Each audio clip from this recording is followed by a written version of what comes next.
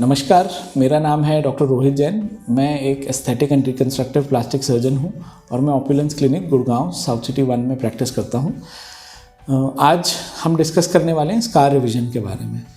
तो स्कार्स क्या होते हैं? अब एक प्लास्टिक सर्जरी में कहावत है कि every wound heels with a scar. अब बहुत कॉमनली होता है, हमारे पास पेरेंट्स आते हैं जो छोटे बच्चों को चोट लग जाती है और वो ये पूछते हैं कि सर स्कार तो नहीं आएगा। सो क्या है कि हमारी ट्रेनिंग में हमें यही सिखाया जाता है कि एक बार आपको चोट लग गई या कट हो गया तो स्कार तो बनेगा ही। बट हमारा जो आइडिया है, जो हमारी एक्सपर्टीज़ है, वो इस चीज़ में है कि वो स्कार कितना फाइन बने कि हो सकता है नॉर्मल आँखों से नॉर्मल आदमी को बिना जाने कि वहाँ कोई चोट लगी है उनको वो स्कार दिखे ही ना। सो सबसे पहले तो हमें उस स्कार को अवॉइड करना है इन द फर्स्ट प्लेस। जैसे कि वूंड को क्लीन करना है अच्छे से, उसमें टेंशन फ्री क्लोजर करना है, इन्फेक्शन नहीं होने देना है। इन सब चीज़ों से स्कार वूंड का अच्छा बनता है, जो कि एक बहुत फाइन लाइन स्कार होता है। अगर मान लीजिए आपको फिर भी कोई आपने सर्जरी कराई है या कोई चोट है या कोई पुराना स्कार है, तो आप उसके लिए क्या कर सकते हैं?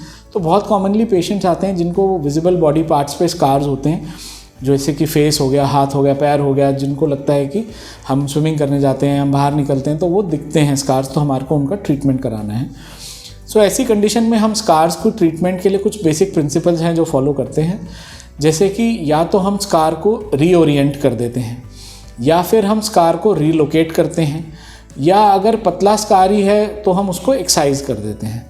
तो इसका क्या मतलब है कि या तो हम स्कार को काट के निकाल देते हैं और उसको फिर से सूचर कर देते हैं अच्छे से, या फिर हम स्कार की ओरिएंटेशन ऐसे कर देते हैं कि वो एकदम ही फेस पे देखने में एकदम ना दिखे, या उसको रिलोकेट कर देते हैं, उसे किसी और एरिया में शिफ्ट कर देते हैं। अब और जो एक चीज़ जानने की ज़रूरत है कि स्कार इनिशियली जो ख़राब बनते हैं कोई प्रोसीजर के बाद या कोई चोट के बाद, वो क्यों बनते हैं। सो जैसे मैंने आपको पहले बताया कि अगर इन्फेक्शन हो जाए वूंड में, अगर प्रॉपर सर्जिकल टेक्निक ना यूज़ हो, जैसे हम क्या करते हैं कि स्किन में टेंशन लाइंस होती हैं, उन टेंशन लाइंस के अलॉन्ग स्कार देते हैं जब भी हम कोई सर्जिकल प्रोसीजर करते हैं। मान लीजिए आपको चोट ऐसी लगी है जो स्किन टेंशन लाइंस के परपेंडिकुलर है, मान लीजिए इन्फेक्शन हो गया आपको प्रोसीजर के बाद, तो आपको स्कार ख़राब होने का रिस्क रहता है। अब एक बार जब स्कार फॉर्म हो गया है तो उसको ट्रीट करने के लिए हमारे पास क्या क्या मोडेलिटीज़ रहती हैं।